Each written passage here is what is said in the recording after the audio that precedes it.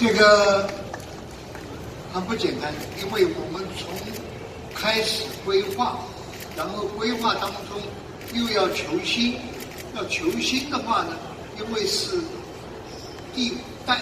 所以求新求不完的心，一天到晚这个那个，所以今天能够开幕，表示的确他花了很大功夫。那今天是一个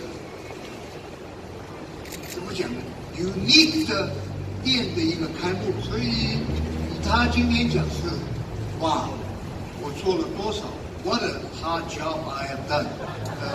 然后带动这么多的人，这么多的这个专家等等 ，always 赶来赶去，然后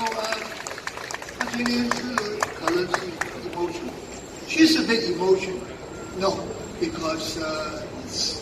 it's been a hard job。